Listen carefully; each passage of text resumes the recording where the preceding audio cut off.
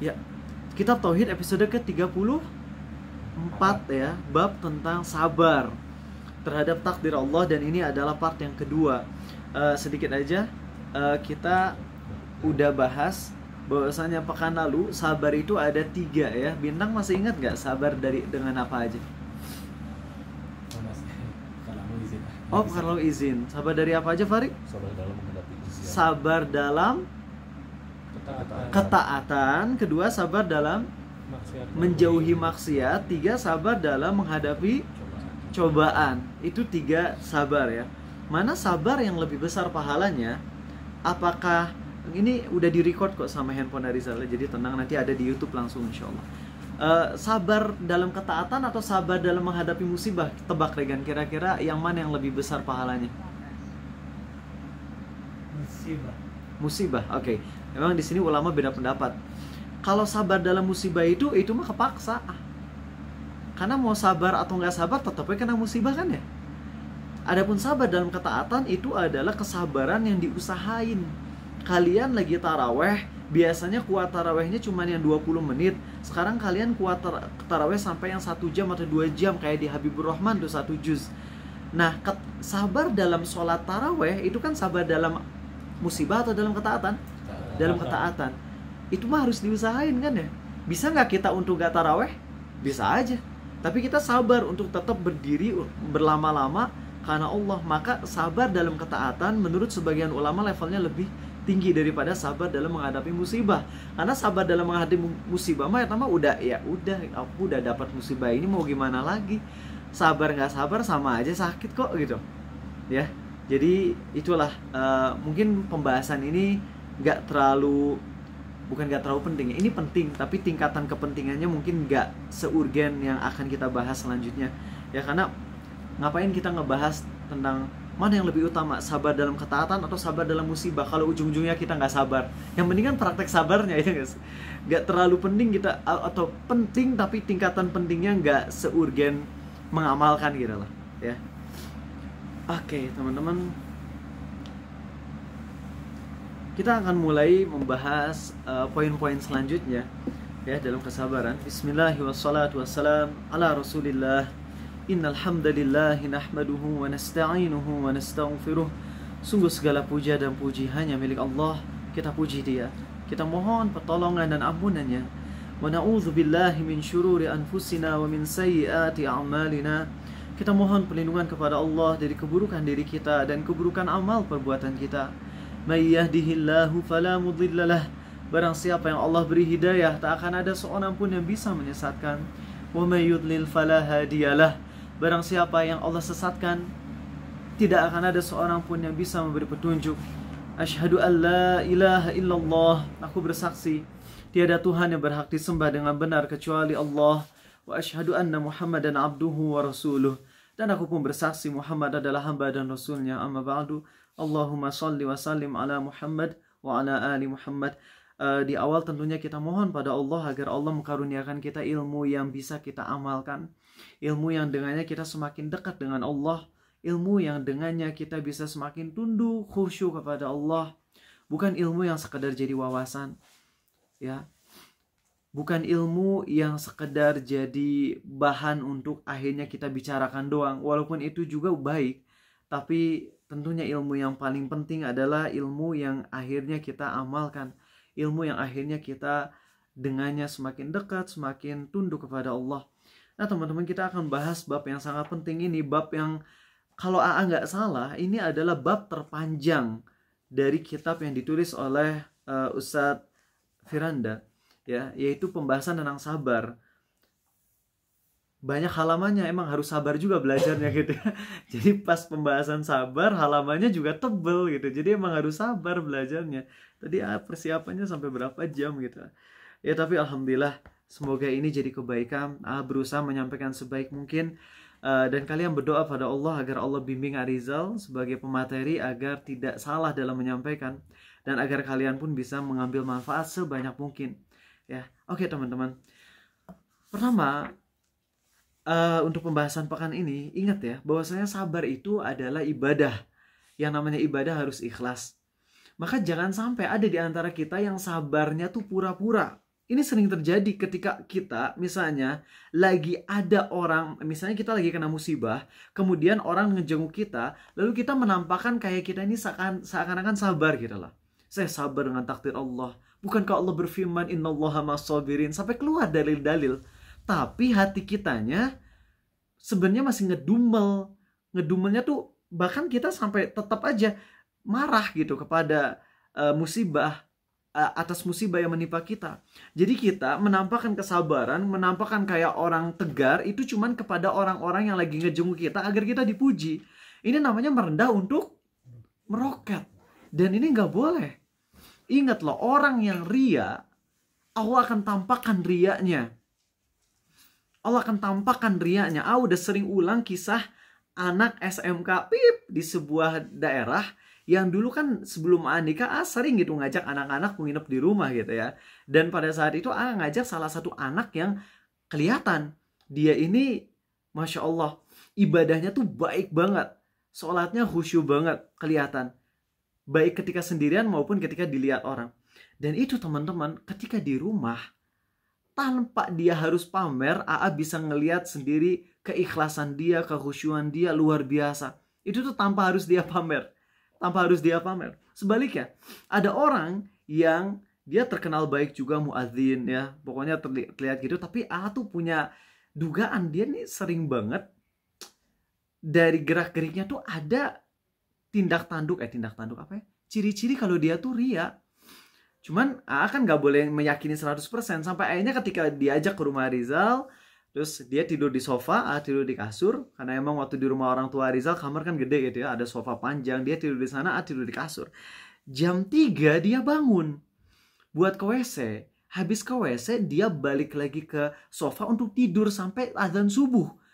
Dalam kondisi emang nggak tidur, jadi pas jam 3 bangun, dan kalau jam 3 udah bangun susah lagi tidur sampai subuh ya. Jam 3 bangun, habis itu ya diam aja gitu, ngelamun kayak gitu. Dan ngeliat banget dia dari sofa ke WC, dari WC balik lagi ke sofa, tidur lagi sampai subuh. Pas subuh dia bangun, juga bangun sebenarnya, udah bangun dari tadi. Tiba-tiba pas dia bangun dia ngomong gini, Ariza baru bangun ya? Kalau saya tadi alhamdulillah udah tahajud. Astagfirullah, saya kan nggak boleh riak ya. Lah, udah mah dia nggak tahajud, dia pura-pura tahajud, terus dia ngeriain sesuatu yang dia nggak lakuin. Mirip sama sifatnya Yahudi itu. Yahudi itu suka ria atas sesuatu yang gak dilakuin. Kalau kita ngelakuin tahajud terus kita ria, itu bener apa salah? Itunya aja udah salah. Ini mah kita teh pura-pura tahajud dan ngeriain pura-pura kita. Udah itu mah double itu teman-teman, double. Asli, orang yang ria akan Allah perlihatkan riaknya, dan orang yang ikhlas akan Allah perlihatkan keikhlasannya. Jadi tugas kita ini, silakan masuk. Tugas kita ini gak usah mikirin apa respon orang lain. Tugas kita ikhlas saja karena Allah. Ketika kita sabar dalam musibah, ya kita sabar karena Allah. Ya, sabar karena Allah. Walaupun orang lain ngelihat kita sok sabar, sok alim, ria, terserah. Yang penting kan Allah tahu isi hati kita, itu udah cukup. Ya. Dan ingat juga bahwasanya ibadah ini kita bisa ibadah karena pertolongan siapa? Allah. Maka untuk sabar harus banyak-banyak mohon pertolongan ke Allah. Nabi kita SAW bersabda dalam hadis Sahih Bukhari, "Wa may yatasabbar yusabbirhullah." Barang siapa yang berusaha untuk sabar, Allah akan beri dia kesabaran. Jadi kesabaran itu harus dipaksain, harus diusahain. Sebagaimana amal soleh pun harus diusahain, sebagaimana menjauhi dosa pun harus diusahain. Ngejauhin pacar harus diusahain gak? Harus. Sholat harus diusahain? Harus. Maka sama ketika sabar atas musibah pun harus diusahain. Harus teman-teman. Harus. Allah berfirman, "Walladzina jahadu fina lanahdiyannahum subulana." Terjemahannya, barang siapa yang berjihad di jalan Allah, maka akan Allah tunjukkan jalannya. Sebenarnya kalau pakai terjemahan ini bisa benar, tapi kalau dari asbabun nuzulnya, ayat ini turun ketika belum diwajibkan jihad. Ya. Berarti apa maksud mujahadah di sini? Maksudnya berjuang sungguh-sungguh untuk taat kepada Allah. Jadi ketika kita mau taat pada Allah harus diusahain. Oke, itu poin pertama ya teman-teman. Nggak mau terlalu panjang di pembahasan ini. Oke, kemudian selanjutnya, ini dia. Mari kita bahas satu ayat ini ya. Allah berfirman, Ma asaba min musibatin illa biiznillah. Wa may yu'min billahi yahdi qalbah. Wallahu bikulli syai'in alim. Tidak ada musibah satupun yang menimpa di alam ini kecuali atas izin Allah. Barang siapa yang beriman kepada Allah, akan Allah bimbing hatinya. Dan Allah maha mengetahui segala sesuatu. Ini ayat keren banget teman-teman kalau kalian paham tafsirnya. Tidak ada, para ulama tafsir menyampaikan, tidak ada satu musibah yang menimpa di alam ini kecuali atas izin Allah. Jelas kita semua paham itu ya. Kita nggak ragu. Tapi lihat kalimat selanjutnya. Barang siapa beriman kepada Allah, maka Allah akan bimbing hatinya. Maksudnya apa? Barang siapa yang beriman bahwasanya Allah lah yang menimpakan musibah ini, dan dia beriman bahwasanya dalam musibah ini pasti mengandung hikmah, maka akan Allah bimbing dia. Dan ingat ya, gak harus ada korelasi antara kesabaran di kolam A dengan hadiah dari Allah. Maksudnya apa sih? Gini, misalnya ya, kalau berhubungan kan harusnya gini. Misalnya Arizal rajin gibah, ya, kemudian A sariawan. Akhirnya gara-gara sariawan A, terus abis sariawan A langsung ngambil hikmah. Oh ya, sariawan ini pasti musibah ini dari Allah, pasti ada hikmahnya. Akhirnya setelah Arizal sariawan, A jadi berhenti gibah. Itu nyambung nggak? Nyambung ya? Nyambung kan? Sariawan di mulut, gibah di mulut juga. Bisa sih gibah di handphone juga ya, bisa pakai jari ya. Tapi lumayan nyambung lah, nyambung. Sariawan di lidah, gibah pun di mulut gitu. Jadi ketika Arizal dapat musibah yang menimpa lidah, akhirnya Arizal berhenti dari melakukan maksiat lidah. Ya itu nyambung. Tapi ingat loh, ayat ini gak harus ada korelasinya antara hidayah dari Allah dengan musibah yang menimpa kita. Misalnya kita kelilipan musibah kan, terus kita yakin gitu, ya Allah aku kelilipan, ini takdir darimu, pasti ini mengandung hikmah, aku akan sabar. Ai yang kena musibah memata, tapi kita jadi bisa menjauhi dosa yang gak ada hubungan sama mata. Contohnya apa? Ngedengerin musik misalnya kayak gitu. Ngedengerin musik, apalagi yang lirik-liriknya penuh kekafiran gitu ya. Lagu-lagu anime yang kita mah ikut-ikutan, liriknya pada artinya penuh dengan kekafiran gitu. Telinga kita yang asalnya doyan dengerin musik, terutama musik-musik yang liriknya parah, walaupun gak ada liriknya pun tetap aja gak boleh menurut mayoritas ulama ya. Tapi itu bukan pembahasan kita gak mau debat masalah musik di kajian tauhid ini. Nah, anggap aja kita mengikuti pendapat mayoritas ulama, itulah yang A pegang, yaitu alat musik, mendengarkannya, memainkannya, menikmatinya itu haram. Nah, kita kelilipan, tapi yang Allah bimbing justru telinga kita. Itu bisa. Kita kecelakaan motor, yang sakit kaki dan tangan, tapi yang dapat hidayah, yang Allah kasih hidayah adalah hidayah kepada mulut kita untuk jadi gak suka gibah lagi. Itu bisa. Nah makanya teman-teman, kalau kita lagi banyak maksiat lalu kita kena musibah, berharaplah dengan kesabaran kita menghadapi musibah ini, mudah-mudahan Allah bimbing kita menjauhi dosa-dosa yang selama ini kita lakukan. Itu teman-teman. Oke? Itu pembahasan di ayat surah At-Taghabun surat 64 ayat ke-11. Nah, kemudian mari kita ngebahas juga di sini ada pembahasan tentang masalah niyah, ya. Nabi kita Shallallahu Alaihi Wasallam bersabda, dan ini sudah kita bahas berulang-ulang waktu dulu, ya, bahwasanya ada dua hal dari umatku yang mereka tidak akan meninggalkannya, ya, yaitu apa? Niyah. Empat. Kok tiba-tiba hilang ya? Oke, pembahasan hadisnya tiba-tiba hilang. Ini dia ya. Nabi kita SAW bersabda dalam hadis sahih riwayat Muslim nomor 67 ya. Ada dua hal yang ada pada manusia yang menjadikan mereka kufur nikmat. Yang menjadikan mereka kufur nikmat. Ya, kufur nikmat itu dosa besar tapi nggak sampai murtad, enggak ya. Yang pertama adalah mencela nasab. Yang kedua meratapi mayat. Meratapi mayat. Mencela nasab itu contohnya ketika dia dari, emang kalau di Indonesia sih kurang terkenal masalah mencela nasab ya, karena di Indonesia mah Fahri dari nasab kamu dari suku apa? Sunda ya. Marga apa? Ting kitanya. Jujur aja Ariza sendiri nggak tahu Regan dari marga apa kan? Surakusuma. Oh itu teh marga, baru tahu kan? Oh gitu ya. Bintang dari mana? Itu dari Solo. Dari Solo. Solo teh marga? Oh enggak, Keraton. Keraton. Marganya apa? Gak inget namanya panjang. Gak inget namanya kan, kita tuh gak terlalu peduli sama nasab gitu ya, jujur aja gak terlalu peduli sama nasab. Jadi emang kadang-kadang ketika ngebahas tentang masalah nasab kita kurang relevan buat kita ya. Kalau hadis selalu mulia, selalu relevan, tapi kadang kita kurang connect karena di kita nggak ada yang beginian gitu. Jarang orang Indonesia, walaupun masih ada orang-orang Kalimantan kalau nggak salah ya, atau Sulawesi atau Sumatera yang masih, atau kalau di Indo biasanya ngatain langsung kena sukunya. Oh ya, sukunya. Kalau di Indonesia kan sukunya ya, dasar kamu suku Betawi, dasar kamu suku Sunda atau sebagainya ya. Kayak yang di TikTok atau di Instagram kan suka ngeliatin bagaimana orang Sunda datang ke Jakarta gitu ya. Kalau datang ke tempat kerja, permisi gitu. Terus kata orang Jakarta, apa sih lo sopan gitu kayak gitu. Tau lah, sering kita ngeliat konten-kontennya. Atau sebaliknya orang Betawi ke Bandung kelihatan kayak nggak sopan kalau versi Bandung. Tapi buat orang Betawi itu tuh sopan gitu ya. Nah, jadi kita biasanya ngata-ngatain sukunya gitu. Nggak tahu apakah kalau ngata-ngatain suku masuk. Ya masuk sih, masuk. Di sini masuk penjelasannya. Jadi hati-hati ya, jangan mencela nasab, suku. Kalaupun misalnya kita nggak suka dengan perilaku sebagian suku, maka ketahuilah nggak semua orang pasti kayak gitu. Ya, jadi jangan digeneralisasi semuanya. Walaupun kita katain dominannya gitu yang saya lihat pas saya tinggal di sana. Suku Ono tuh kalau ngomong kayak keras, kayak kurang sopan gitu.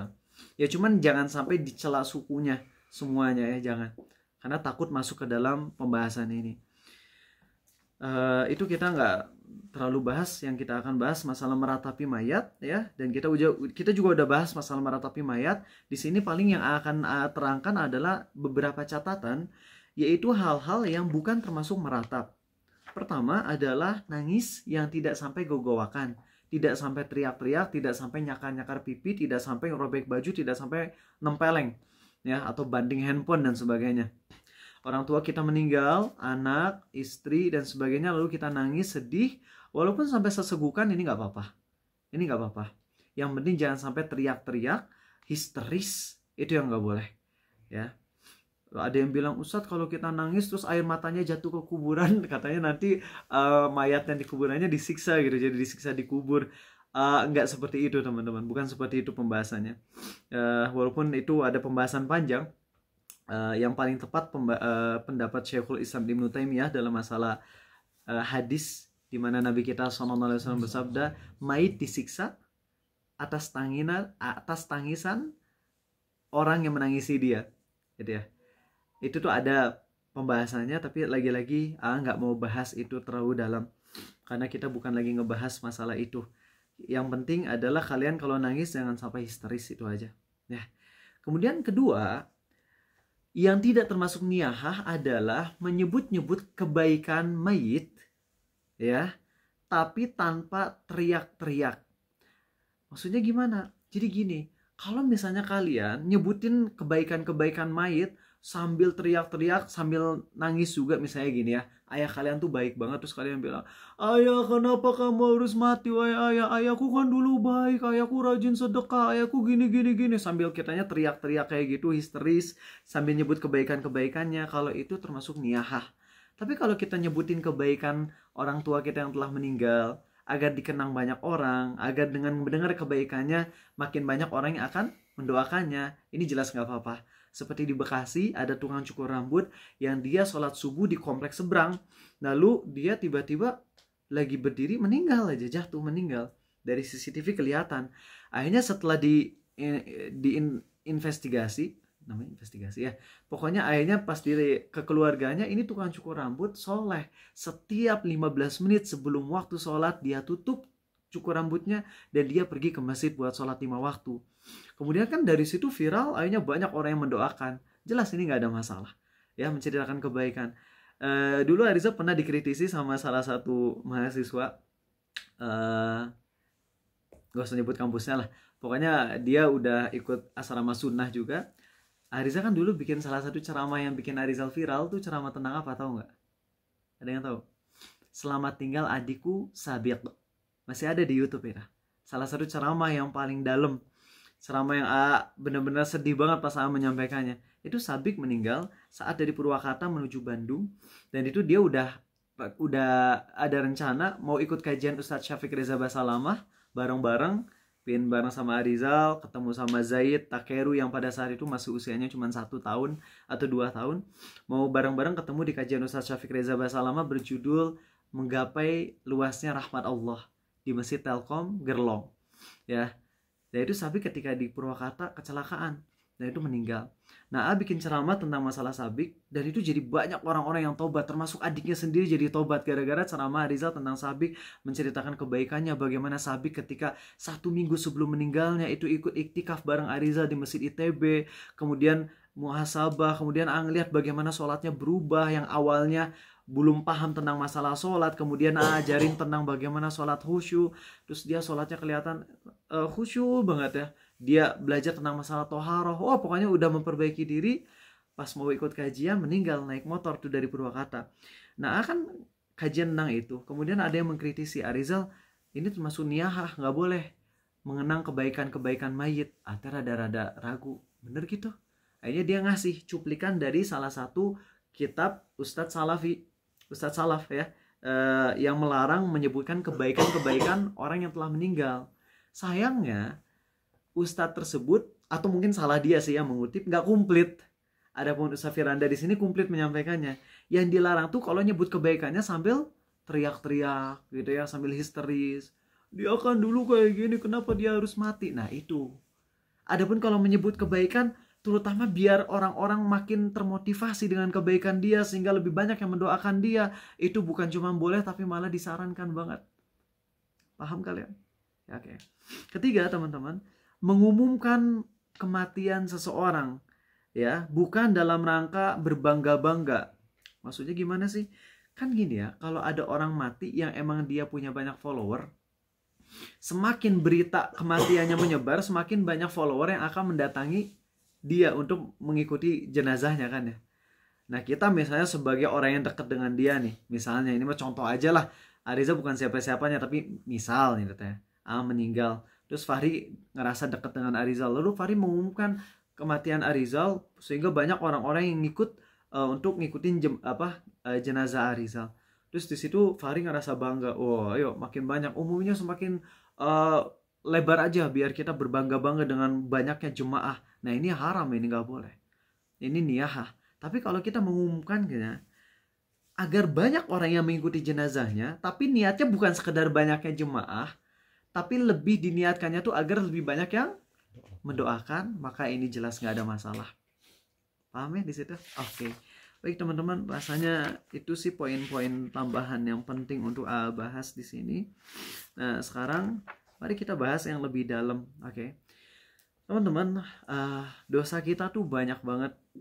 Dan kita udah tahu bahwasanya Allah menimpakan musibah, salah satu hikmah terbesarnya adalah agar dosa kita terhapus. Itu penting untuk kita tekankan berulang-ulang. Agar kita ngerasa banyak dosa, sehingga kita merasa memang pantas mendapatkan musibah. Pantas. Tapi harus diingat bahwasanya kita nggak boleh minta musibah kepada Allah. Ya, jangan pernah minta musibah kepada Allah. Nabi SAW bersabda, janganlah kalian meminta untuk bertemu dengan musuh. Tapi kalau kalian bertemu dengan musuh, maka sabar gitu. Ya. Dan hadis ini general. Bukan berarti kita dilarang untuk bertemu musuh aja, tapi kita dilarang untuk meminta musibah.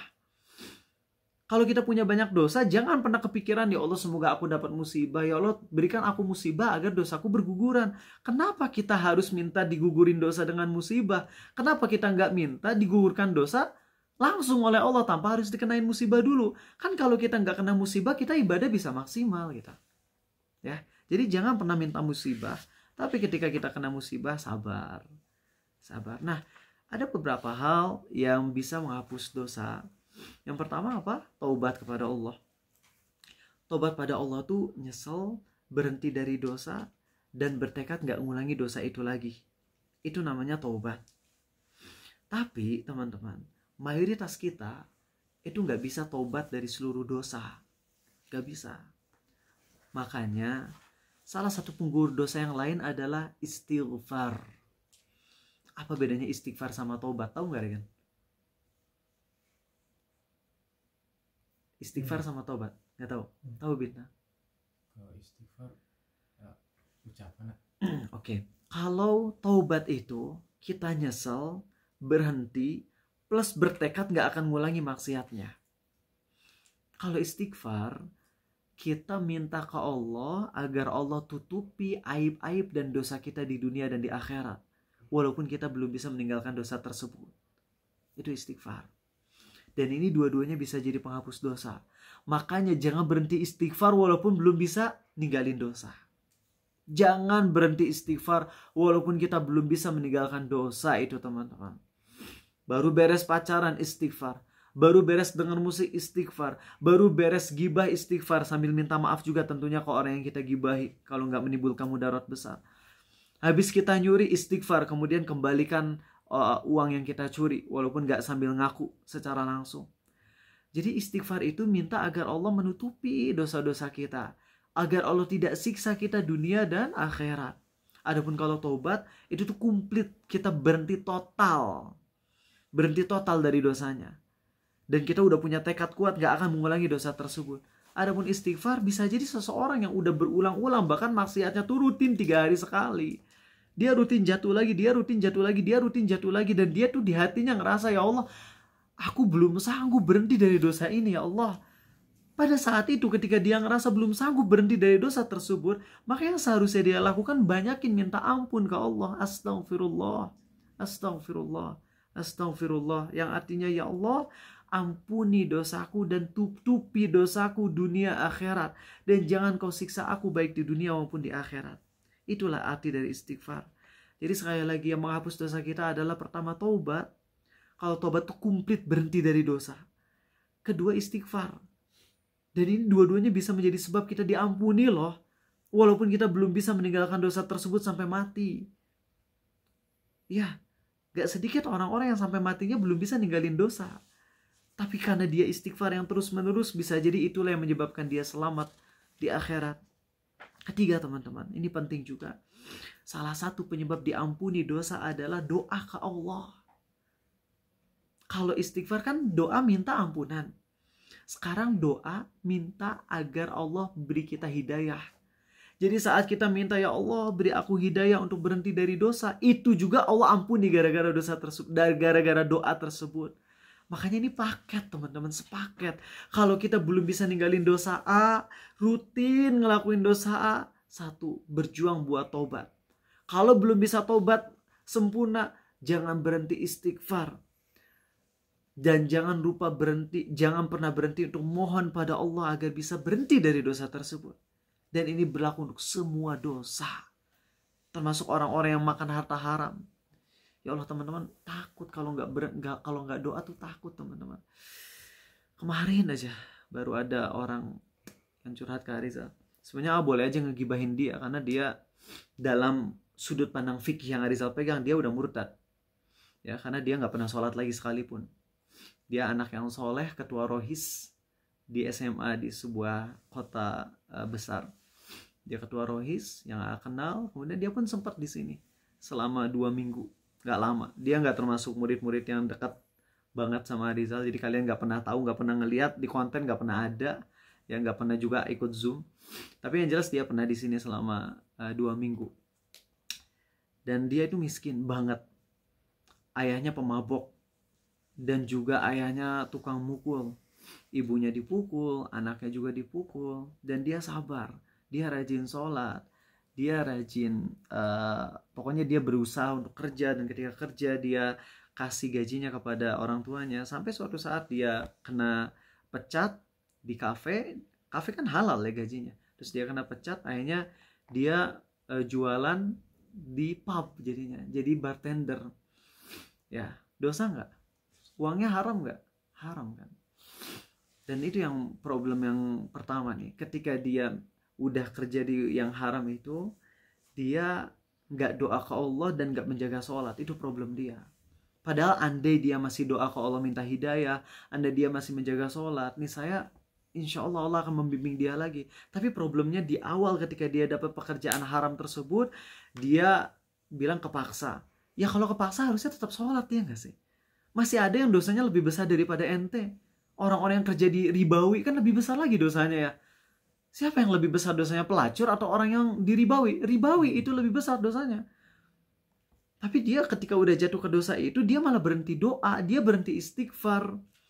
Akhirnya semakin jauh, dan akhirnya dia keluar dari pekerjaan itu. Bagus nggak? Bagus. Dan sekarang dia dapat kerjaan yang halal. Dan gajinya lebih gede. Kalau dulu pas jadi tukang nuang bir itu cuma 2 juta gajinya. Dia keluar sekarang gajinya mungkin sekitar 6 jutaan. Di atas UMR. 6 jutaan. Halal. Tapi tahu apa yang terjadi? Nggak pernah sholat lagi. Dia jauh dari Allah. Dan dia ngaku udah rutin zina sama pacarnya sekarang. Padahal nggak pernah dia seumur hidup zina sama pacarnya. Ya kalau pacaran biasalah. Ya kita tahu. Tapi nggak sampai ke zina dalam artian hubungan badan tuh nggak pernah. Tapi ketika udah dapat gaji gede, jadinya berani buat zina. Allahu Akbar. Nggak pernah sholat lagi. Dia curhat ke Arizal kayak gitu. Sangat disayangkan banget. Padahal kalau dia dalam kondisi pacaran, dalam kondisi kerjanya haram, dia masih sholat, dia masih doa, dia masih minta hidayah, dia masih istighfar, Allah nggak akan membiarkan hambanya terus-menerus kayak gitu. Betapa banyak kita tahu artis-artis yang tahu perbuatannya salah, tapi dia terus berdoa pada Allah dan akhirnya dapat hidayah. Betapa banyak yang kita tahu orang-orang yang kerja di bidang ribawi, orang-orang yang kerjanya haram, tapi nggak berhenti, dia doa ke Allah minta hidayah dan akhirnya Allah beri dia jalan keluar. Bisa dapat kerjaan yang halal, dia bisa membersihkan harta haramnya. Karena dia nggak berhenti doa. Masalahnya kalau udah berhenti doa, oke, orang yang masih kerja di, anggap aja dia sebagai pelacur deh. Dia sebagai pelacur. Berarti kalau dia masih kerja sebagai pelacur, dia udah tobat belum? Belum. Tapi dia masih bisa istighfar nggak? Masih. Dia masih bisa minta hidayah nggak? Masih. Ingat di Jogja kan, udah sering nyampein ini kisah yang terkenal. Bagaimana di Jogja ada seorang pelacur yang dia masih ikut pengajian sama seorang ustadzah rutin. Ustadzah ngajarin privat ngaji. Dan si pelacur ini terus saja istiqomah selama 2 tahun. Bahkan pernah di tengah-tengah pengajian si pelacur ini izin untuk melayani tamunya. Dan sang ustadzah tentu nggak ridho dengan maksiat itu. Tapi belum saatnya untuk melarang secara langsung sang ustadzahnya. Dia nggak mengizinkan tapi juga nggak melarang. Tapi hati tetap mengingkari karena muridnya masih jadi pelacur. Tapi setelah 2 tahun kelihatan imannya semakin baik karena si pelacur ini masih sholat, masih ikut pengajian, masih doa minta hidayah. Akhirnya setelah 2 tahun sang ustadzah merasa pelacur ini udah cukup kuat imannya. Akhirnya sang ustadzah bilang, "Mbak, aku mau nanya dong, kalau kamu lagi melayani tamu, kamu ingat gak sama Allah?" Itu langsung nyentuh hati dia dan dia langsung nangis dan berhenti total dari pelacurannya.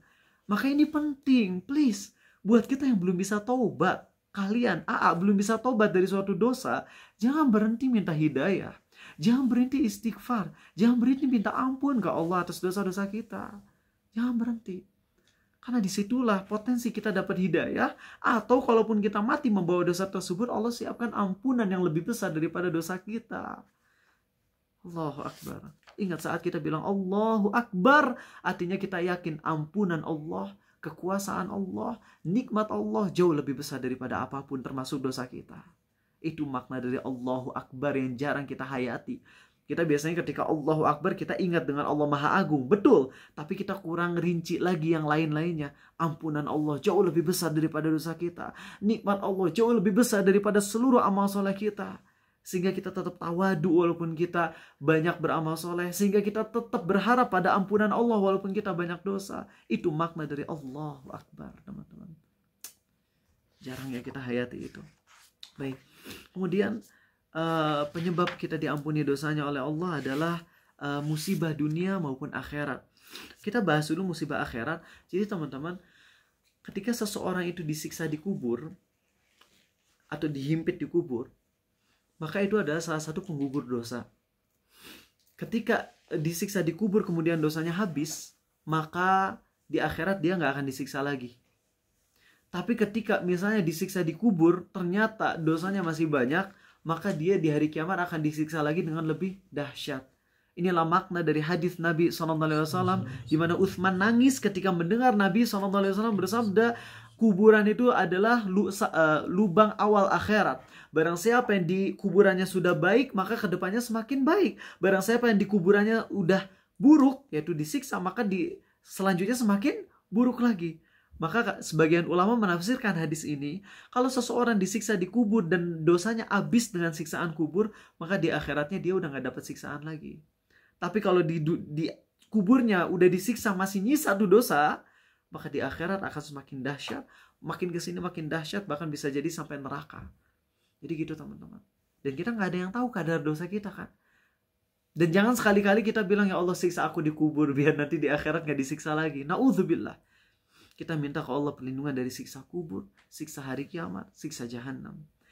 Begitupun nanti di atas as-sirat. Dan kita udah sering bahas hadisnya, di mana orang itu menyeberangi as-sirat, kata Nabi SAW, yang paling cepat tuh secepat kilat, kemudian secepat angin, kemudian secepat burung terbang. Ada juga yang berlari, ada juga yang berjalan, ada juga yang merangkak. Dan di kanan dan kiri as-sirat ada duri raksasa yang akan mencabik-cabik daging orang Islam yang melewatinya. Dan pencabikan daging tersebut kena sayatan dari duri atau dari besi raksasa tersebut, itu adalah penggugur dosa juga. Ya. Sampai akhirnya masuk di surga kalau orang selamat dari cabikan tersebut. Nah, itu untuk masalah akhirat ya. Nah, sekarang kita balik ke masalah dunianya teman-teman ya. Bahwasanya kita ingat musibah-musibah dunia itu adalah penghapus dosa. Dan musibah dunia ini banyak jenisnya. Banyak. Kalau punya anak itu musibah apa nikmat? Secara umum punya anak adalah nikmat. Tapi proses menjaga anak penuh dengan musibah. Contohnya, kalian yang nanti lahir anak kembar di sini, yang anak kembar Daniel dan Arizal punya anak namanya Daniel dan Yusuf, dan Daniel itu diambil dari murid Arizal, namanya Daniel juga yang sekarang hadir di depan Arizal, dan Daniel juga punya anak kembar. Perempuan dua-duanya nih Khadijah sama Maryam ya namanya. Fatimah sama Khadijah. Kalau Arizal nama anaknya Yusuf dan Daniel. Itu teman-teman, punya anak kembar itu nikmat. Tapi ketika awal-awal itu gak bisa tidur, itu musibah bukan? Musibah. Dan teman-teman harus diingat ya, ini beberapa yang Ustaz Firanda sampaikan, bahwasanya musibah dunia itu mencakup pertama sakit. Jelas kita tahu, sakit itu termasuk musibah yang menggugurkan dosa. Capek itu termasuk penggugur dosa. Maka ingat, saat kita capek dengan dunia ini, itu tuh penggugur dosa. Apapun bentuk capeknya, itu tuh termasuk penggugur dosa. Punya anak wajib gak sih? Enggak. Fardu kifayah mungkin ya, karena kalau semuanya nggak mau punya anak nanti habis generasi kita. Tapi kan buat kita mungkin nggak wajib punya anak, nikah aja nggak wajib hukumnya gitu. Ya nggak beda-beda tiap orang. Tapi andai lah kita nggak wajib nikah, berarti nggak wajib juga punya anak kan? Siapa yang suruh punya anak gitu? Tapi setelah punya anak akhirnya capek. Berarti capek itu jadi penggugur dosa. Nge-gym wajib nggak? Enggak. Tapi setelah nge-gym sakit kan, badan kita pegel-pegel capek tersebut jadi penggugur dosa juga tuh. Padahal nge-gym nggak wajib. Tapi dengan nge-gym dan kita lelah, capek, itu jadi penggugur dosa. Apalagi kalau kita capeknya karena ngelakuin ketaatan. Sholat, capek. Puasa, capek. Wah, itu lebih besar lagi penggugur dosanya karena lelah itu. Ya, paham nggak? Lelah karena hal yang sifatnya bukan wajib aja jadi penggugur dosa. Apalagi lelah karena melakukan kewajiban. Lelah karena melakukan sunnah. Orang yang jihad itu lapar, kepanasan, haus, luka, takut. Itu semua jadi penggugur dosa. Masya Allah teman-teman. Kemudian apalagi nih yang bisa jadi penggugur dosa ya? Tadi capek punya anak, ngasuh ya. Satu anak ke sana, satu anak ke sini. Wah, gitu teriak gitu capek. Itu tuh jadi penggugur dosa. Gemes karena anak tengkar, itu jadi penggugur dosa. Jadi penggugur dosa. Kemudian rasa sedih dan khawatir atas masa depan keluarga kita, itu pun jadi penggugur dosa. Ingat ya, bedain antara khawatir rizki dari Allah yang bersumber dari keraguan kita bahwasanya Allah Ar-Razzaq. Kalau itu bisa kafir kita. Itu bisa kafir. Kalau kita ragu dengan Allah memberi rizki kepada anak-anak kita, kita kafir. Hati-hati, gak boleh. Tapi kalau kita khawatir, kita sedih, takut dengan masa depan anak-anak kita, kalau kita gak maksimal dalam mempersiapkan kebutuhan mereka di masa depan, maka rasa takut itu malah pahala Dalilnya masih ingat nggak apa? Mau nunggu nih kalian. Nggak lanjut nih kalau kalian nggak jawab nih. Apa dalilnya? Bahwasanya rasa khawatir kita atas anak-anak kita, masa depan mereka, sedihnya kita kepada mereka, kita ngebayangin, ya Allah kalau aku meninggal nanti siapa yang ngasih makan mereka gitu ya. Ya, bukan maksudnya kalau kita meninggal nanti bagaimana kondisi mereka, takut, sedih. Dalilnya apa coba? Kalau itu tuh termasuk kebaikan. Nabi Yakub, ingat nggak? Ketika Nabi Yakub bilang apa? Inni la yahzununi an tadhhabu bi wa akhafu ay yakulahu dhi'bu wa antum anhu ghafilun. Sesungguhnya kepergian kalian bersama Yusuf membuat aku jadi sedih. Rasa sedih kepada keselamatan anak kita, rasa takut anak kita nanti gimana masa depannya, itu jadi penggugur dosa juga. Tapi harus diingat, kita tetap wajib meyakini Allah memberi rizki, Allah yang akan menjaga mereka, itu wajib tetap yakin. Tapi kita pun di satu sisi tetap khawatir juga, ya, khawatir dari sudut pandang manusia gitu loh, karena kita kurang persiapan. Sama dengan gini ya, kita lagi menghadapi ujian, kita yakin Allah Maha menolong, tapi kita khawatir karena kita belum maksimal dalam ikhtiar. Seperti itulah analoginya. Maka ketika kita sama anak-anak kita, masa depan anak-anak kita tetap yakin Allah memberi rizki, Allah yang akan menjaga. Tapi kita khawatir, yang khawatir ini bersumber dari kurangnya kita dalam ikhtiar. Dan itu beda ya. Kalau rasa khawatir yang bersumber dari ragu Allah Ar-Razzaq, kafir kita. Tapi kalau rasa khawatir dan sedih yang bersumber dari kurangnya kita ikhtiar untuk maksimal ngasih rizki, bukan ngasih apa, menjadi jalan rizki untuk anak-anak kita, maka itu adalah rasa khawatir yang bagus. Makanya kenapa kata Syekh Utsaimin, termasuk kebaikan ketika kita menabung, dan niat kita nabung adalah agar anak-anak kita kelak kalau kita meninggal mereka kaya. Dan mereka nggak ngemis, mereka nggak perlu khawatir masalah rizki lagi. Itu termasuk kebaikan. Dalilnya adalah Sa'ad bin Abi Waqqas ketika mau selain warisan teh apa? Wasiat ya. Mau ngasih wasiat setengah harta dilarang oleh Nabi SAW. Dan beliau hanya membolehkan maksimal wasiat itu 1/3 doang. Dan Abu Bakar As-Siddiq menyampaikan bahwasanya yang terbaik itu wasiat adalah 1/5 dari harta kita. Yang nggak boleh, jangan lebih dari 1/5. Walaupun Nabi SAW membatasinya 1/3. Jadi itu mudah-mudahan kalian paham ya. Jadi buat kalian yang sedih, kepikiran, ya Allah kalau aku mati nanti anak-anakku gimana? Kalau aku mati nanti mereka gimana kerjanya ya Allah? Gimana mereka nanti menjaga agama mereka? Gimana mereka kayak gini-gini? Nah, rasa khawatir kita atas masa depan itu bakal menjadi pahala. Oke? Dan sekali lagi ingatkan, rasa khawatir, rasa sedih itu bukan bersumber dari ragu sama Allah, bukan, tapi bersumber dari kekurangan ikhtiar kita. Begitupun sedih dengan masa lalu kita. Ingat dulu masa lalu kita penuh musibah, sering dibully. Nah, ketika kita ingat masa lalu yang sering dibully itu jadi penggugur dosa. Dibulinya aja udah jadi penggugur dosa. Dan ingat dengan kepedihan kita waktu dulu dibully, itu pun jadi penggugur dosa. Sedih ketika dulu orang tua kita ngedidiknya salah, kurang care sama kita. Rasa sedih itu jadi penggugur dosa juga. Maka buat kalian yang dulu orang tuanya kurang care sama kalian dari sisi perhatian, mereka mungkin care masalah duit, babysitter, mereka care semua. Tapi masalah perhatian, quality time sama orang tuanya kurang, dari satu sisi kalian sedih, itu wajar. Itu sangat kita hargai, sangat kita bisa pahami bagaimana kondisi sedih kalian. Tapi di sisi lain kalian pun bahagia karena kalian punya bahan untuk menggugurkan dosa. Sedangkan kita yang dari kecilnya happy-happy sama orang tua, nggak ada tuh bahan buat penggugur dosa.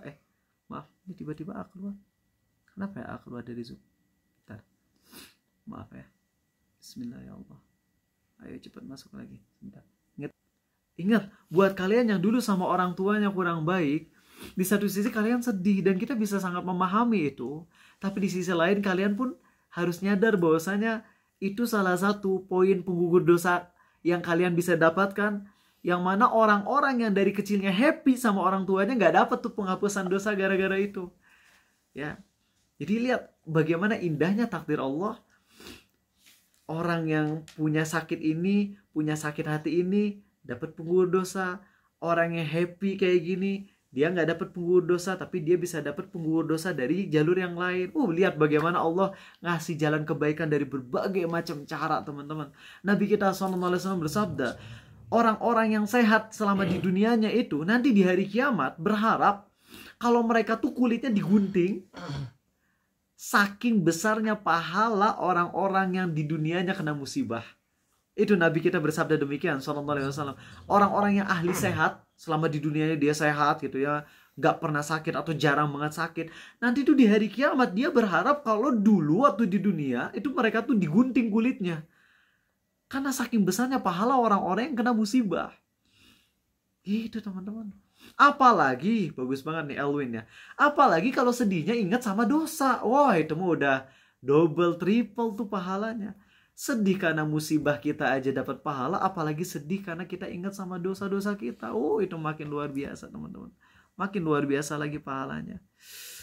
Maka dengan pembahasan ini harusnya kita semakin yakin gitu ya, bahwasanya takdir Allah tuh penuh dengan hikmah, penuh dengan kebaikan, yang harusnya itu mendorong kita semakin sabar menghadapi musibah. Tadi baru dapat chat tentang orang yang punya, maaf ya, kelainan seksual ya, yaitu kita tahu penyakit pelangi. Sengaja nggak nyebutin secara langsung karena takutnya kalau nyebutin secara langsung video ini di-cut masuk ke Instagram, nanti malah di-delete sama Instagram.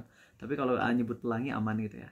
Nah, ada yang curhat itu ya di TikTok, Ustadz, orang yang kena penyakit ini rata-rata ingin bunuh diri, Ustadz. Mereka yang udah kenal sama Islam dan pingin normal rata-rata bunuh diri.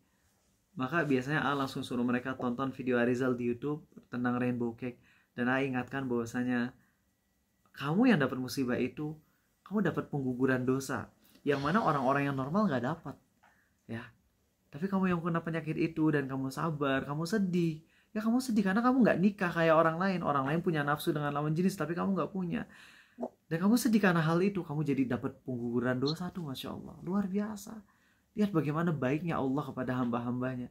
Gak ada yang sia-sia, gak ada yang sia-sia sama sekali teman-teman ya. Oke, mari kita lanjut sekarang ke pembahasan tentang tadabbur ya. Mudah-mudahan tadabbur ini bisa lebih masuk ke kalian, dan juga baru kebuka tadabbur ini setelah Arizal mendengarkan dari guru Arizal ini. Oke, kita masuk ke ayat surat Yusuf di mana Allah berfirman, waja'u abahum 'isha'an yabkun qalu ya abana inna dhahabna nastabiq wa tarakna Yusufa 'inda mata'ina fa akalahu adh-dhi'b wa ma anta bimu'minin lana walau kunna shadiqin. Masya Allah, ini luar biasa banget teman-teman ya. Ada yang punya terjemahannya nggak?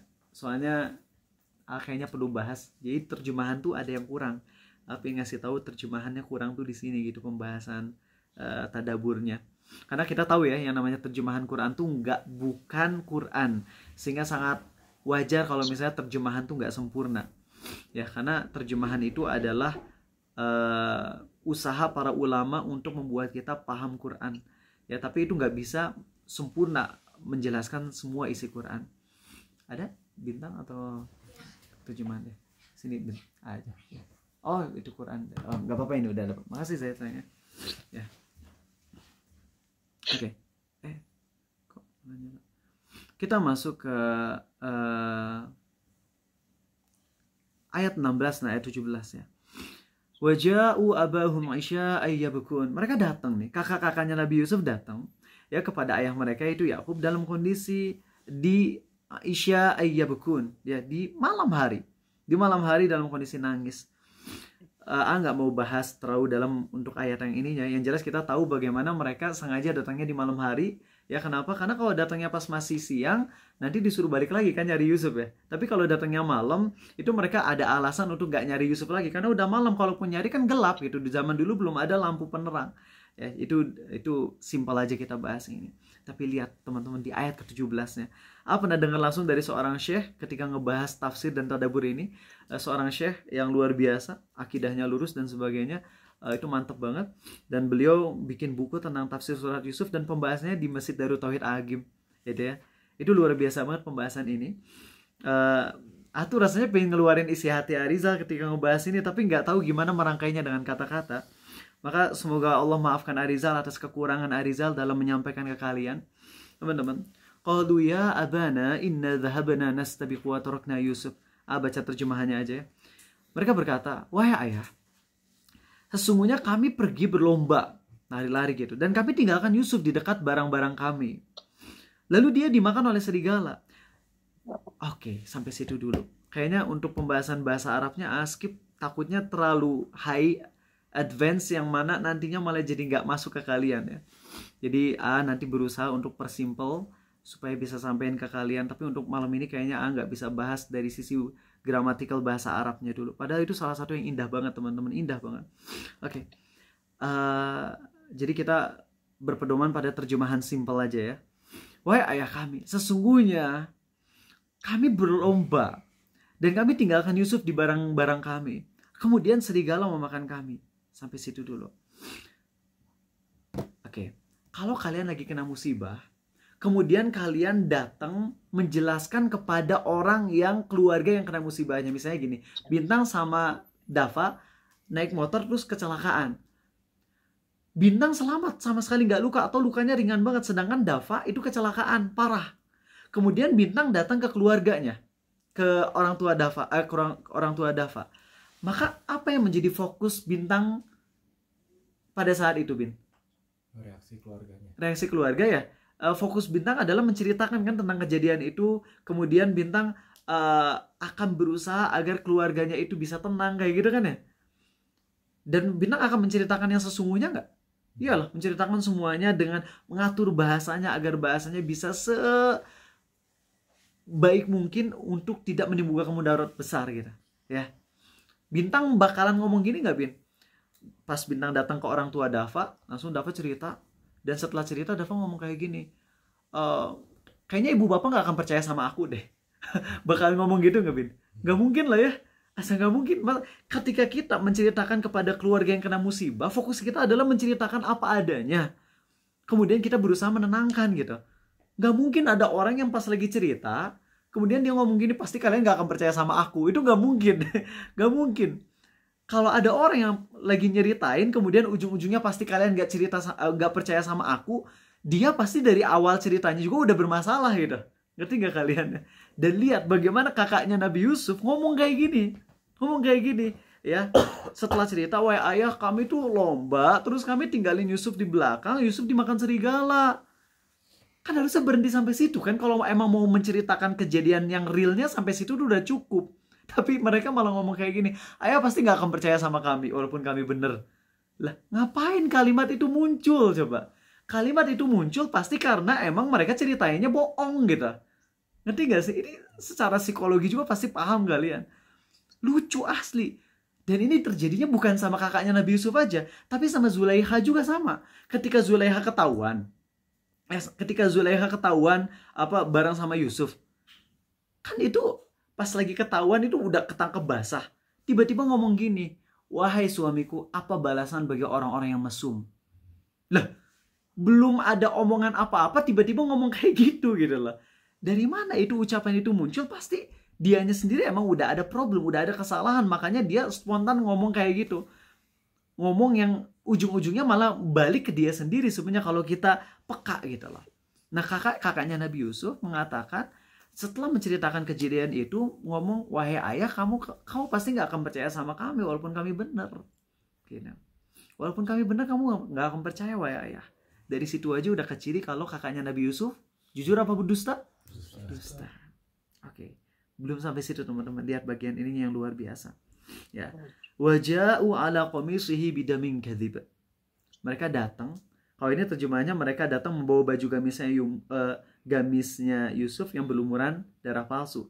Kalau secara bahasa Arabnya tuh yang ditekankan di sini justru bukan gamisnya tapi darah palsunya, teman-teman. Waja'u ala qamisihi bidamin kadhib. Ya. Tapi gak usah kita bahas ya dari sisi gramatikal bahasa Arabnya, karena takutnya terlalu lama dan kurang ngena ke kalian karena ini bahasanya terlalu tinggi ya. Tapi yang jelas secara simpelnya mereka datang membawa gamis yang berlumuran darah. Kemudian lihat statement Nabi Yakub ya. Qala bal sawwalat lakum anfusukum amra fasabrun jamil. Sebenarnya kalianlah yang menganggap diri kalian tuh baik. Kalian menganggap keburukan-keburukan kalian tuh baik ya. Ya. Maka sabar. Sabar itu adalah yang terbaik. Pilihanku adalah sabar dan sabar itu adalah pilihan yang terbaik kata Nabi Yakub. Oke, aku mau nanya ke kalian. Nabi Yakub posisinya di sini percaya atau enggak dengan kisah anaknya? Enggak ya? Yakin kalian? Apa dalilnya? Tahu nggak dalilnya apa? Kalau dalil harusnya pakai ayat Quran lagi. Apa dalilnya kalau Nabi Yakub nggak percaya dengan statementnya kakak-kakaknya Nabi Yusuf? Dalilnya adalah di akhir surat Yusuf, Nabi Yakub berkata, ya bani yadhabu fatahassasu mi Yusuf wa akhi. Wahai anak-anakku, pergilah carilah Yusuf dan adiknya. Kalau percaya kan nggak mungkin disuruh nyari, ngerti nggak kalian? Ini dalil bahwasanya Nabi Yakub nggak percaya kan ya? Bisa dipahami kalian? Nabi Yakub tidak percaya dengan kisah kakaknya Nabi Yusuf. Nah teman-teman, kenapa Nabi Yakub nggak percaya sama kisahnya kakak Nabi Yusuf? Coba Alvin, kenapa Nabi Yakub bisa nggak percaya? Kalau nggak salah karena darahnya itu darah domba ya. Karena darahnya domba. Fahri, kenapa nggak percaya? Nggak tahu. Daniel, kenapa nggak percaya? Ada yang bisa nebak? Kenapa nggak percaya kan? Karena ada mungkin ilham atau firman dari Allah. Itu dia jawabannya, Masya Allah. Kalian dari tadi yang ngejawabnya karena gamisnya nggak terkoyak, karena darahnya darah babi apa, darah kambing gitu ya dan sebagainya. Kalian ngejawab dengan jawaban-jawaban yang versi konkret gitu. Ini jawaban dari Regan tepat banget. Karena dapat wahyu dari Allah. Kapan wahyunya? Di awal. Nabi Yakub berkata kepada Nabi Yusuf, ingat gak kata ijtaba? Masih ingat pembahasan ijtaba? Wa kadzalika yajtabika rabbuka wa yu'allimuka min ta'wilil ahadits. Allah mewahyukan kepada Nabi Yakub bahwasanya engkau wahai Yusuf, anakku, engkau tuh memilih, Allah tuh memilihmu untuk suatu misi yang nanti engkau akan jalani misi itu. Masih ingat gak pembahasan ini? Kata ijtaba, yajtabika. Wa kadzalika yajtabika rabbuka wa yu'allimuka min ta'wilil ahadits. Entah berapa pertemuan yang lalu ya, kalau nggak salah 12 atau mungkin 20 pertemuan yang lalu kita udah bahas kata ijtaba. Apa makna dari ijtaba? Yaitu memilih karena punya misi, karena punya apa? Karena punya quality gitu. Memilih karena punya kualitas. Itu udah kita bahas panjang lebar. Nabi Yakub dikasih tahu oleh Allah bahwasanya engkau wahai anakku, Allah memilihmu untuk suatu misi. Lah kalau matinya sekarang, misinya sukses nggak? Enggak. Makanya Nabi Yakub nggak percaya. Paham kalian sampai sini? Terus apa yang bisa kita ambil dari sini teman-teman? Ini dalam banget. Yaitu apa?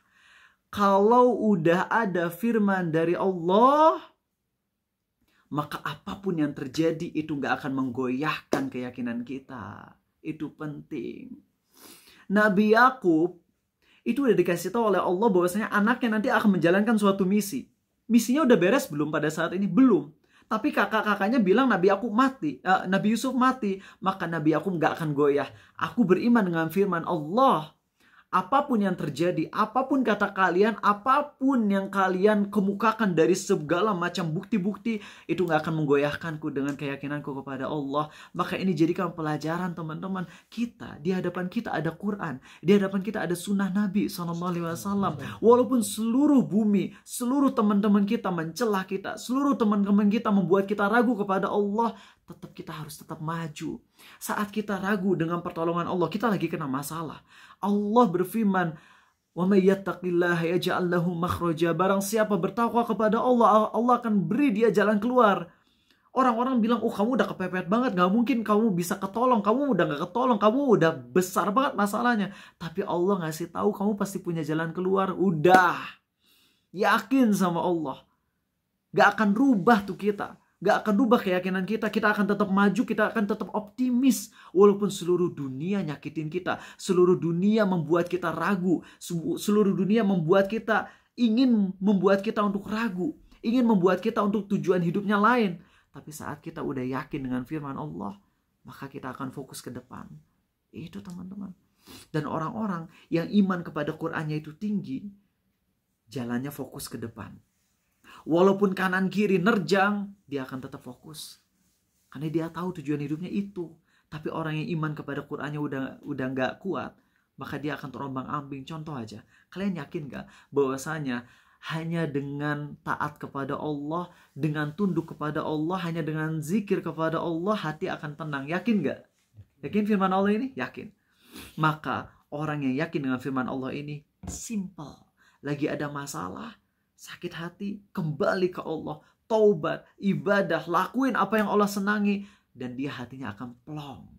Tapi orang yang gak beriman dengan ayat ini, mereka akan tetap mencari kebahagiaan dan ketenangan gak?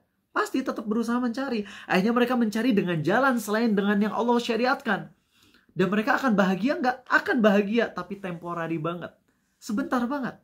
Setelah itu mereka akan gersang lagi hatinya. Mereka akan ngedown lagi. Akhirnya mereka bingung, kok aku gak bahagia-bahagia ya?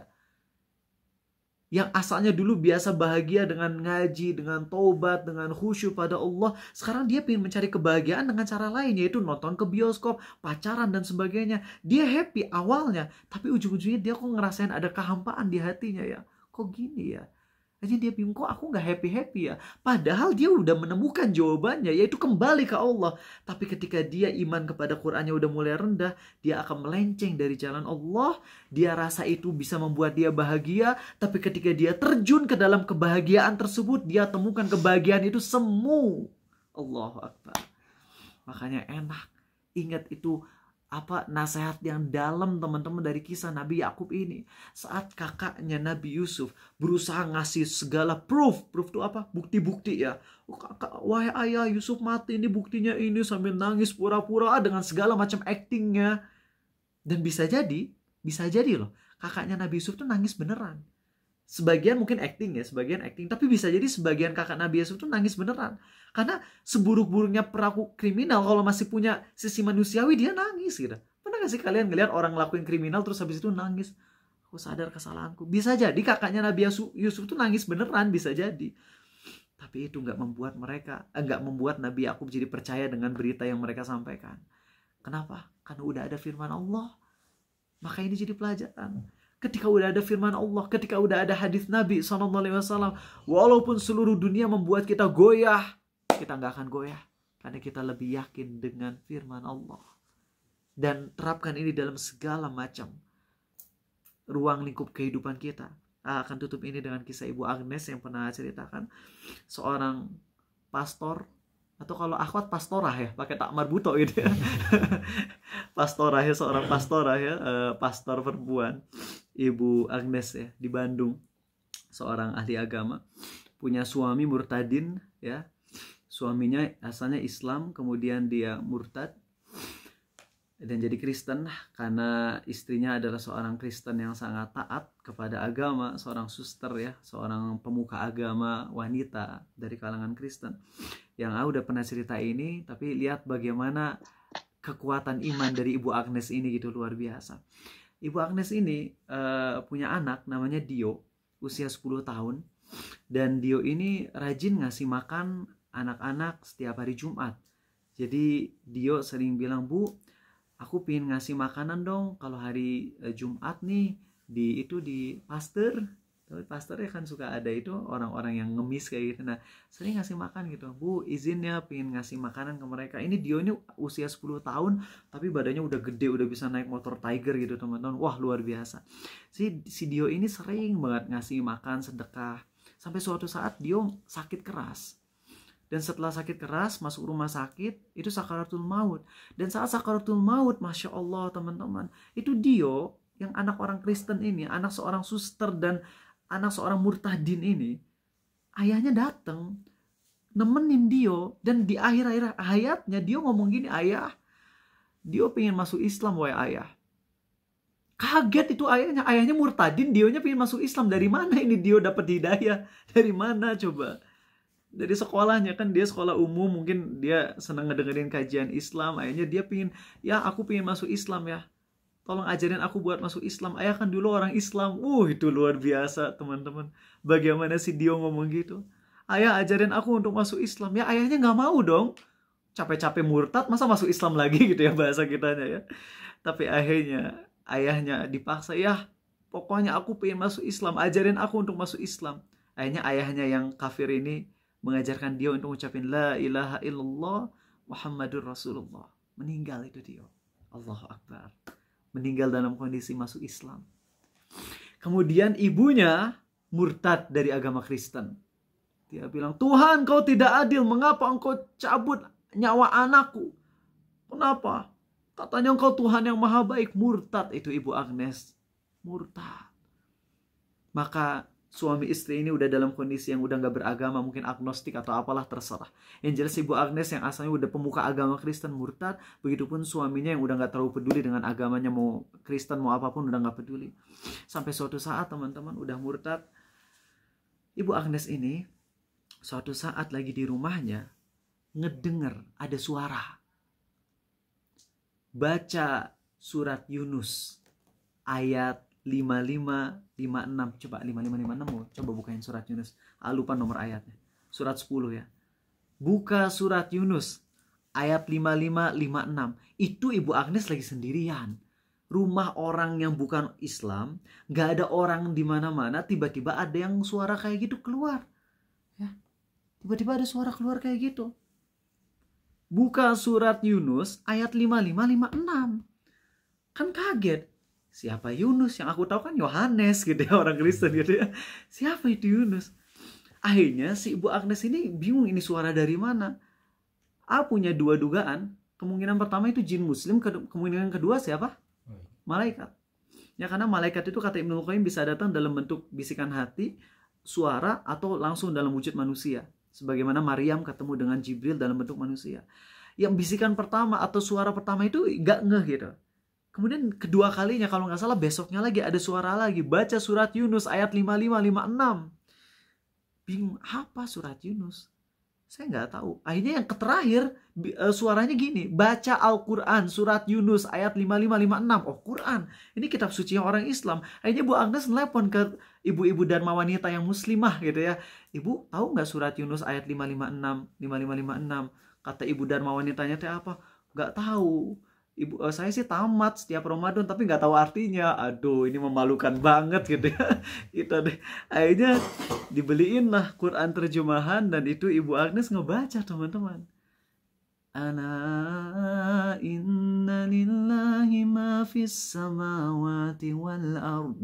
Ana inna wa'adallahi haqqan. ألا إن وعد الله حق ولكن أكثرهم لا يعلمون هو يحيي ويميت وإليه ترجعون. Ketahuilah kata Allah, sesungguhnya milik Allah lah apa yang ada di langit dan apa yang ada di bumi. Bukankah janji Allah itu benar? Tetapi kebanyakan mereka tidak mengetahui. Dialah yang menghidupkan dan mematikan dan hanya kepadanya lah kamu dikembalikan. Itu mah udah jelek banget ke hati. Yang asalnya nyalahin Allah langsung dia mikir iya juga. Kan milik Allah semua yang ada di langit dan di bumi. Janji Allah tuh pasti benar. Dan dia pemilik langit dan bumi, maka terserah dia mau mematikan mau menghidupkan dong. Itu Bu Agnes gak nunggu lama syahadat masuk Islam teman-teman. Syahadat masuk Islam. Dan setelah masuk Islam, Ibu Agnes ini kena semacam kanker di rahim, kanker rahim. Dan itu secara kedokteran tuh udah mustahil untuk bisa hamil lagi. Tapi Ibu Agnes yang dulunya seorang pemuka agama Kristen dan masuk Islam ini, dia ngomong ke dokter, "Dok, bukankah janji Allah itu benar, Dok?" Dia pakai ayat tadi, ayat yang membuat dia masuk Islam. Dia bilang, "Dok, janji Allah tuh benar." Dan dia doa ke Allah, Ibu Agnes doa ke Allah, "Ya Allah, Engkau yang mematikan anakku Dio. Engkau yang mematikan anakku Dio. Engkau sanggup mencabut nyawa hambamu, maka Engkau pun sanggup ya Allah untuk mengabulkan permohonanku. Ya Allah, aku ingin punya anak ya Allah. Aku ingin punya anak lagi ya Allah. Dokter udah bilang aku mustahil untuk punya anak, tapi janjimu benar ya Allah. Aku berdoa padamu, Engkau pasti akan kabulkan."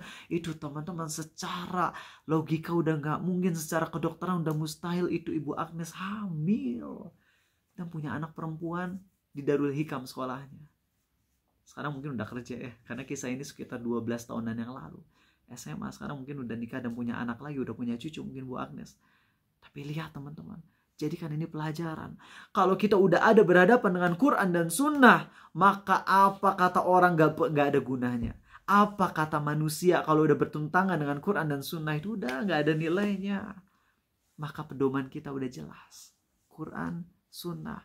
Dan kita berdoa pada Allah semoga kita dimatikan di atas hidayah ini. Amin ya Allah.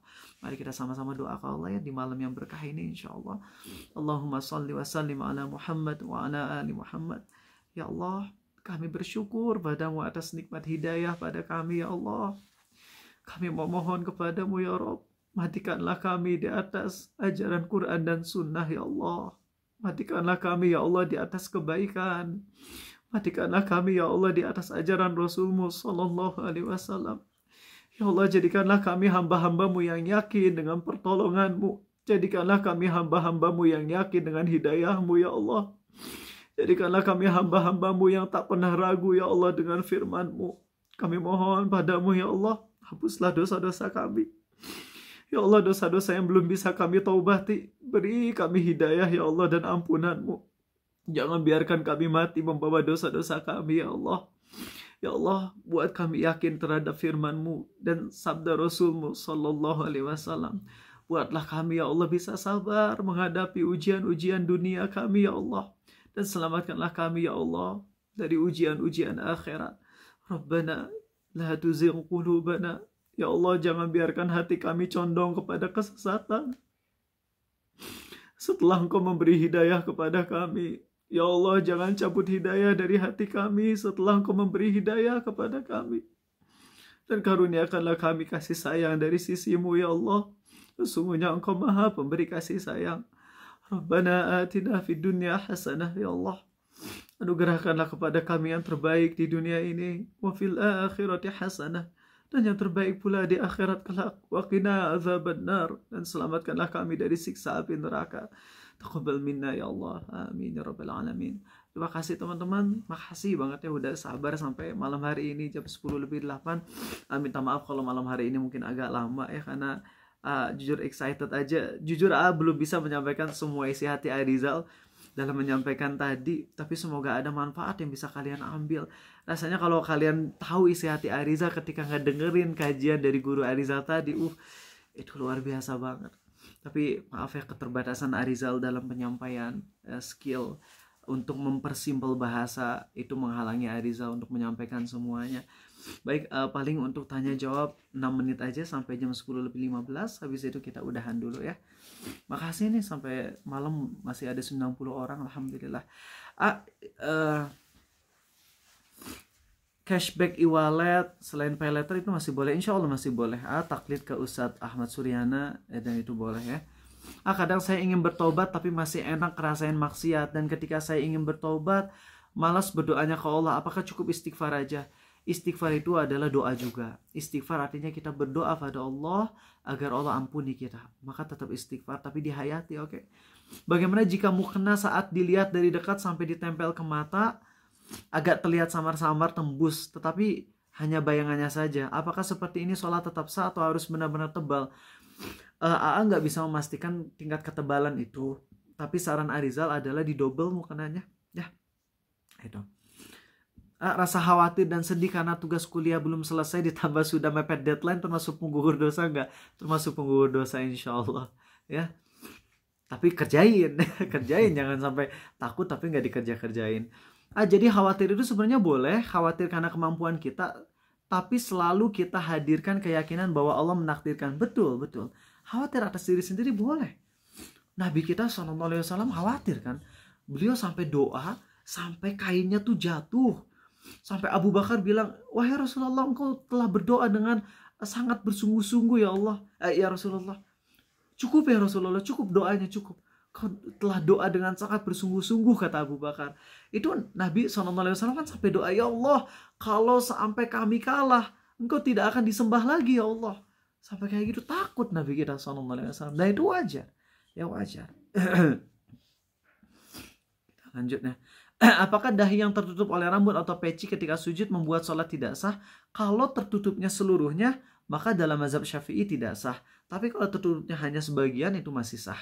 yang mu'tamad dalam mazhab Syafi'i adalah tetap sah. Walaupun misalnya 90% ketutup tapi ada 10% dari jidat kita yang masih kebuka, itu tetap sah. Itu masih tetap sah ya. Baik, berapa menit lagi ini?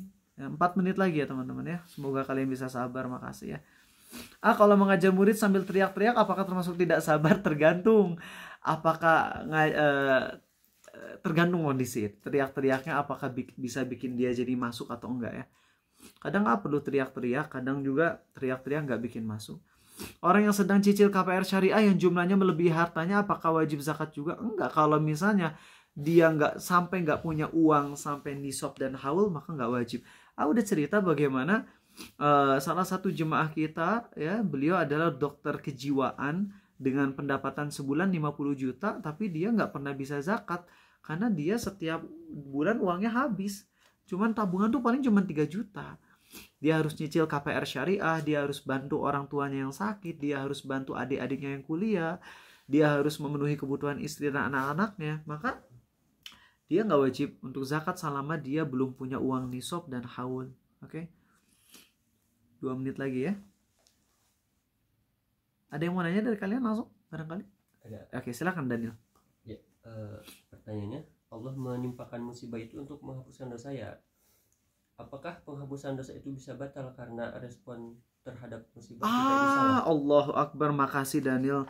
Ini pertanyaan yang bagus banget ya. Tadi malah keskip bagian situ ya. Padahal ini penting. Teman-teman, Allah timpakan musibah untuk menggugur dosa, iya. Untuk menaik derajat, iya juga. Jadi ingat, kalau Nabi SAW, maka musibah itu hanya untuk ningkatin derajat. Kalau orang yang pemaksiat murni seperti orang-orang kafir, maka penimpaan musibah adalah sebagai azab, bukan sebagai penggugur dosa. Adapun kita kan berada di tengah-tengah. Kita baiknya iya, insya Allah ada kebaikan, tapi kita juga penuh dosa. Maka ketika kita kena musibah, kita double dapat peningkat derajat iya, penghapus dosa juga iya, itu double. Namun penghapusan dosa ini terjadi ketika kita merespon musibahnya dengan benar, yaitu dengan sabar. Adapun ketika kita merespon musibah dengan marah, dengan tidak sabar, maka musibah itu adalah hanya menambah dosa dan azab bagi kita. Oke, ini poin penting banget. Inilah pentingnya tanya jawab sampai beres. Ini ada 1-2 orang yang udah leave gitu. Padahal kalau ngedengerin ini penting banget loh, poin penting yang tadi skip. Padahal itu poin yang Api nyampain tadi pas nama, tapi malah skip.